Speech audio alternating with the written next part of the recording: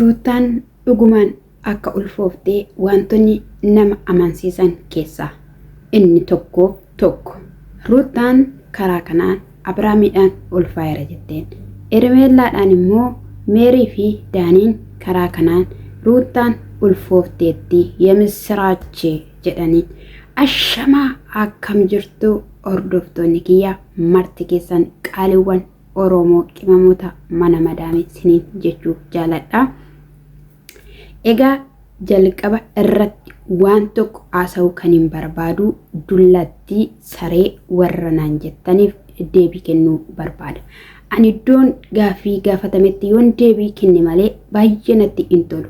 Waan akkanaa immoo qaba jechuudha. Egaa tokkoffaa dullatti iddoo jedhamutti ani gaa'ela hin dhaabne, saree iddoo jedhamtanitti jettanittis immoo ani intala abbaa gadaati. Karaa haadhaas karaa abbaas beekuu qabdu wanta jedhee yaadu keessa isa tokko jechuudha. Akkasumas immoo dullatti kan jedhamtu haadha ijoollee afuriiti. Haani jechuudha eenyu akkan ta'e waanan bareechee of beekuuf jechuudha. Macaafa Qorontos boqonnaa 7 lakkoofsa 7 dhattee yoo dubbifatteetta ta'e isadha ani jechuudha. Kabaja koo jireenya koo eeggadhee abbaa manaa koo boru wajjin jiraadhuuf intala of qoxxoofdee taa'aa jirtu haasaa dhiiraa kan hin dhandhe ofittummaa kan qabdu durbummaa kan qabdu jireenya galgala ishiitii bareeffachuudhaaf har'a dhama'aa kan jirtu abbaa manaa yookiin immoo jaalalleen ishiin qabdu jabaadhu har'i boruu miti kan jedheenis jajjabeessu bilchaataa kan bule goromsa yookiin immoo waxaxee waggaa 15 kan omaa waa'een jireenyaa hin galleef miti kan qiddisti yuuti jaalatteetoo jirtu Oromoo kabajamaa kan gadda namaa fi caba namaa dadhabbii namaa beeku kan dafqashii yookiin immoo qarshii shishin biyya Arabaatti dadhabde hojjattee fidu eessaan baaste eessaan galchite kan hin jenne ani jireenyi kan leenjise qoradhee hilaalee ji'a ja'aaf eenyu akka inni ta'e maal akka inni ta'e fagoorra dhaabbadhe akka elektirikiitti irraa fagaadhe kan hin qorachiisee ofuma kiyyaaf namatu naa qorate osoo hin taane bira gahee kan karaa namaa naa dhufe dubbiin namichi naa fide sun yookiin immoo namni naa fide sun dubbatuu fi dubbiin isaa dhugaa akka ta'e ilaaleen sana booddee akka inni hin qabne beeke ofitti sisse. Si galeera. Kanaaf iyyuu deebiin si laatamuu qaba waan ta'eef jechuudha. Waggootaaf immoo baalli tokko yookaan ilma namaa dhiisiti wanti tokko kan gidduun gale kuni duwwaan kan gidduu gale furmaata kanatti itti laata kan jenne kan waadaa waliif galle jireenya keenya bara gimmaasha umurii yookiin immoo qixa qabnu gimmaasha isaa fin'eerra barattii nu hafte gimmaasha keenya yoo fedha waaqayyoo ta'e waliin jiraanne darbina kan jedhu kan murteessinedha. Si galeeraa sin dhageessaa dhagayyoo si gadi bu'ee jechuudha. Saree dhiisitii yoo barbaadde garba yoo barbaadde budaa yoo barbaadde inaaffitu ani inaafu ruutaa dhiisitii isan jaaladhe guyyaa gaafa tokko hafuura inaaffaa simadhe hin beeku.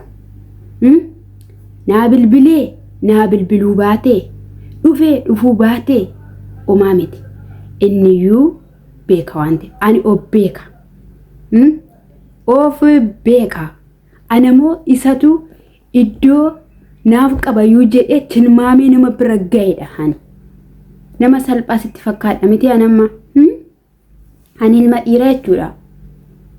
Ilma dhiiraa omaattiyuu nama lakkoofnedha.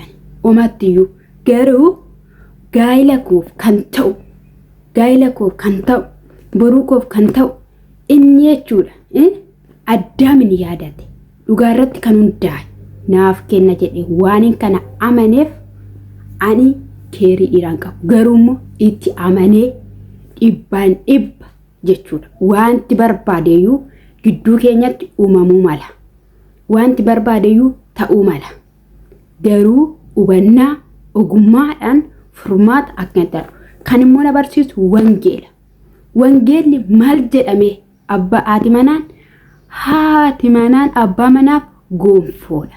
Abbaan manaa immoo haadha manaaf utubaadha. Yoo sii gale jechuudha. Siniin galu malee dhagoota dhugaan siniin jedhe tokko ishee dhagaa bishaan yoo irratti nagaan keessa gadi hin ba'u. Beeki jireenya kee hani dhugaan siin jedhe hey reebameen garafameen alanga fardittiin cagadamuun guddadhe gadi qabameen jechuudha. Har'a garuu na fayyadeera. Kaleessa maalifan garafama maalifan bakka rukutama yoo hin jedheyyuu baga rukutameen jedhan baga nifatameen jedhe har'a abbaa kiyya nan galateeffadhaanii qunuun godhee gaafa si guddise qunuunneetta. Dubartiin immoo kabaja qabdu gaafa kamiyyuu ofittummaa qabdi. Ofittummaa dhugaa rabbiin siniin jedhe gadi hin jettu akka salphaatti jechuudha. Warri mee asirraa dhuftan nyaanyi ruuta anyanyi jettanii jechuudha. Simbeekaa warra goodaatti darsa keessan soqolattan warra akka barbaadan taatan jechuudha. Dhiifama warri kallattii garaagaraadhaan jireenya keessa galtan sinsiniin laallatu sareen tokko jirti kan online irratti jechuudha soqolattee ejjitutu dhufee nama arrabsa jechuudha. Ani bu'uura jireenya koo bu'uurri gaa'ila koo bu'uurri baruu koo bu'uurri jireenya kooti maal akka ta'e sirriitti waan an beekufan har'a dubbadha. Dhugaadha. Eshikaa gara oduutti deemna. Egaa Daanii fi Meeriin jechuudha dhufanii jiru. Isas immoo yeroo baay'ee mana namaa gaa'ela namaa duun jettu nuti garuu gaa'ela nama mana namaa diiguudhaaf miti sirreessuudhaaf karaa gaa'elli ruuttaatti deebi'u Ruutaa fi Abiraam karaa jiraatanidha kan barbaannu jedhanii sanarraan kan ka'e ulfeessanii yookiin immoo ulfaa jedhanii murtoo murteessanii fi egaa fiddee dhuftee isa jalqabaa Ruutaan lafti ishiin seen boolli ishiin hin galle wanti ishiin hin hojjenne tokkollee waan tafe hin jiru. Nan deema jette deessee ji'atti nan baa biyyaa jette hin baane biyyaa eeshi jenne siina lan jiraadhu jette. In araaramu jette, in fedhu jette, in barbaadu jette. Eeshi jenne. Achi booddee immoo turtee bultee nan araarama jettee daawwitti fidde. Sobadhaa jedhame. Suwaayii lixxe. Suwaayii deebite. In fakkeessite. Mucaan hin amanne. Achi booddee haala sanadhaan akka ishiin goota argitaniittu. Abrahaamii yoo qoricha laaffisee fiidiyoo sanarraa qabatanii ittiin doorsisanii akkas ta'een beeku. Tokko immoo yoo qoricha simmeetiidhaan sana itti naqxe akkasittidhaan yoo isa taasiste hin beeknu. Sinii galeera. Sababni isaayyuus immoo Ruutaan jireenya keenya in jiraatti in filatti jedhamu namoota fuulduratti wanta ishii in barbaachifnee fi wanta ishirra in eegamne ammayyuu ta'eera taanaan hojjechaadha kan ishiin jirtu jechuudha. Hojjechaadha kan ishiin jirtu. Haa ta'u malee saayigaa'ii Abiraam akka ta'e argitaniitu jirtu jechuudha. Sayyuu achitti immoo maal jette du'ayitti ulfaa'innatti hin qalladdaa jennaan maalla dhibeeressituu na ulfeessette. Jireenyi haala kanaan salphaadha. Ulfaa'uun salphaadha. Isa darbe madicha isa darbe sana damdamanteetti dhugaadha. Ayyee edda dhugaadha jettanii eeshi. Egaa nuti waan baay'ee yaallee waan baay'ee taasisnee jirra. Wanta amma tokko isaan taasisu gidduu isaaniitti uumamee jira. Kunis immoo dhaladha. Nuuf gammachuu guddaadha. Nuuf wanta haddaadha. Ermeellaadhaaf garuu wanta ulfaataadha. Wanta ishiitti hin tolledha. Ermeellaanii jechuudha. Amma ta'etti sin ermeellaa kuffisuu Abiraam kuffisuudha. Haa ulfooftu. 2 dhiiste 12 haa ulfooftu. Innaa insimatti maaliif jenna ishiin kan barbaaddu Abiraam waan ta'eef karaa Abiraam wanta dhufe nan simadha jettee jechuudha. Kanaaf iyyuu isa kana. Garuu immoo isa tokkoon ulfaa yeroo tokkoffaa sanaan namni nan kabaakamne yookiin immoo nan kunuunsin isa lammataatiin na kunuunsaan soba. Dhiira sin barbaadu sin fedhan.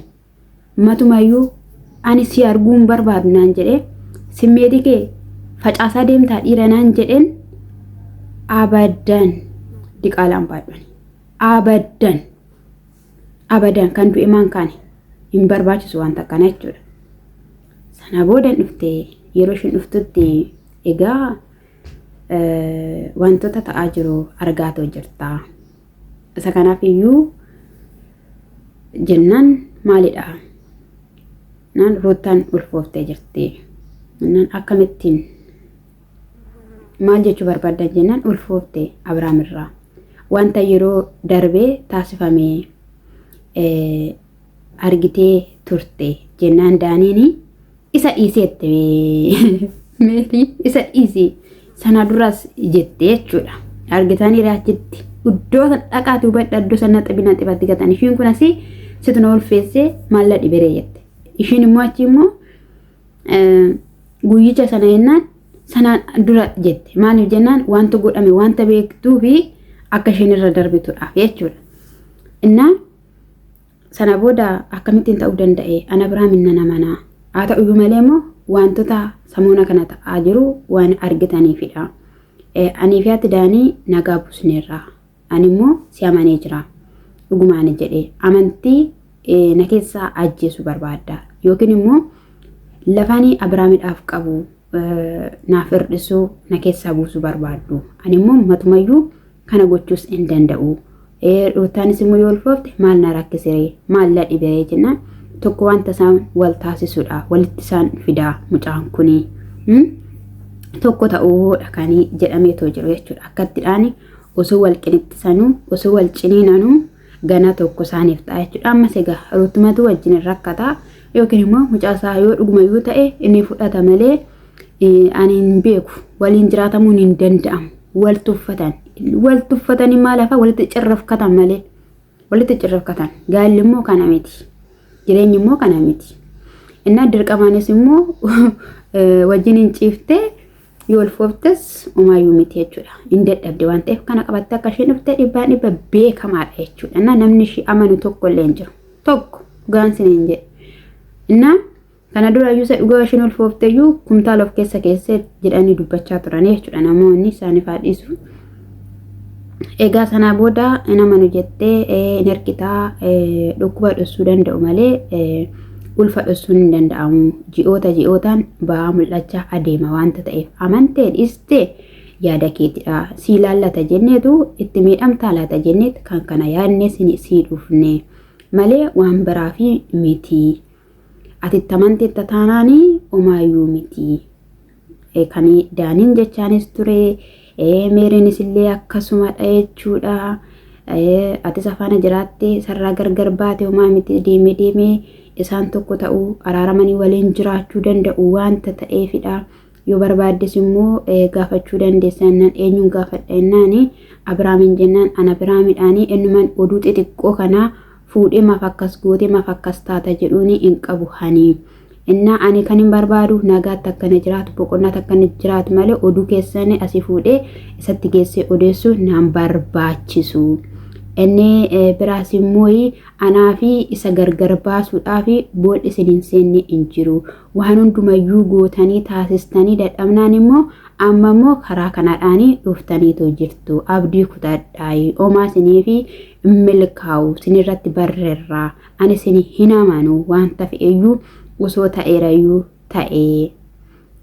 Ani isaan nana mana yoomitti kuni ta'ee edda Abrahaamii fi Ruutaan gargar bahanii turaniiru bulaniiru jennaanii maal jechuudha jennaan gaa'elli isaanii 100 keessaa 95 yeroo ciqiciqii yeroo lolaa ture yeroo waldhabiinsa ture jennaan ati gidduu gaa'ela namaa galtee hanga tilmaamuu maaltu siifchisiisee jennaan argamaa jira kaa wanti dhokatee jiru hin jiru jennaan kan kee dhokasaatti jira miti jettee jechuudha. Meeriinis ina manne jechuudha ermeellaanii dhuguma ermeellaan omaayyuutti dubbatu Abrahaamitti jechuudha. Sin takka ol baaftu takka gadi buuftu waanuma sinaa softaniyyuu hin beekamu jechuudha. Inna yoo ta'es nagaan hiikamee siyaa gargaaruu siin jenna situ jaalate situ fedhe wanta ta'eef jechuudha.